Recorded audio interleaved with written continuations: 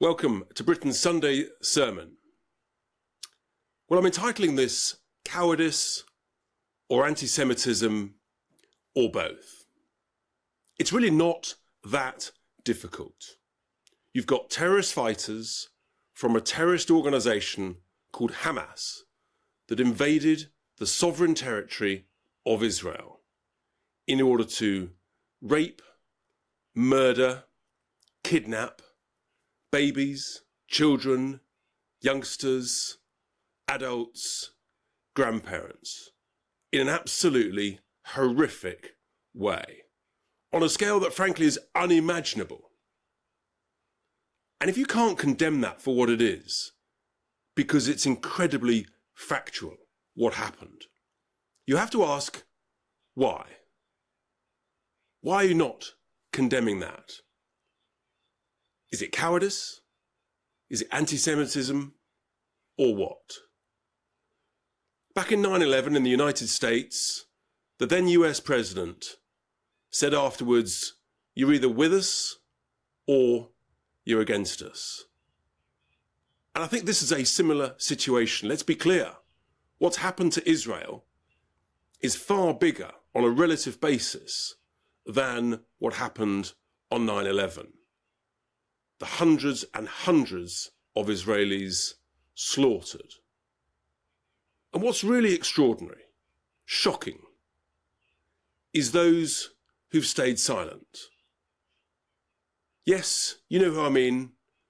The celebrities, the fading TV stars and pundits, the political campaigners who are always the first to shout out when they think something is unkind, it's not compassionate, it's not progressive. Where are they at this crucial moment? Utterly silent. Are they cowards? Are they anti-Semitic? Or are they both? And then the institutions. We might as well start with the BBC, who refuse to call this out for what it is. They refuse to say that this is a terrorist act by terrorist fighters of a terrorist organisation, even though it's prescribed under UK law. They've got the greatest cover that they possibly need. And you get some blathering about we need to be impartial because we're a worldwide organisation. It's very clear, yes, be impartial. The impartial facts are clear as I've stated. No ifs, no buts. You've got serious people like John Simpson, Nick Robinson, lifers in the BBC, trying to defend the indefensible and look completely absurd under the banner of its Ofcom regulations, saying that other TV organisations are not calling them terrorists. Wrong. ITV are calling them terrorists in the GMP programme. GB News calling it as it is, terrorists. Talk TV, other channels calling it as it is under Ofcom rules. It's not just the BBC, we've got the Football Association, owners of Wembley Stadium. The same Wembley that in previous years have lit up their arch in support of France when they had terrorist attacks, lit up their arch in support of Black Lives Matter, lit up their arch in support of the LGBTQ plus community, but this time in support of the Jewish community.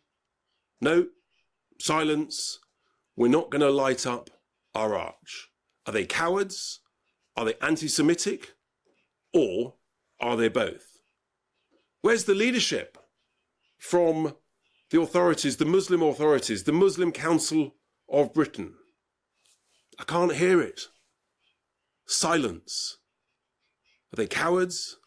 Are they anti-Semitic? Or are they both? These organisations, the BBC, the FA, the Muslim Council of Britain, are completely out of touch, actually, with their own viewers, their own supporters, their own community.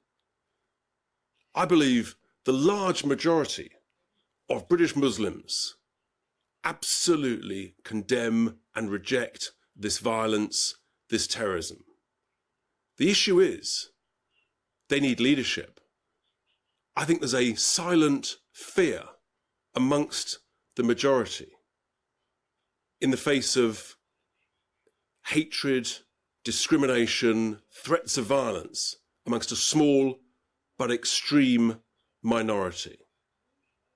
And likewise, you've got a real fear amongst the Jewish community here in the UK of attacks, of this hatred. This is a terrible place for us to be. It's a complete failure by our authorities over many, many years. And I think that fear, that silent fear, what it shows is that actually multiculturalism has failed. Tony Blair, David Cameron, Dame Louise Casey, Suella Braverman, and others were right.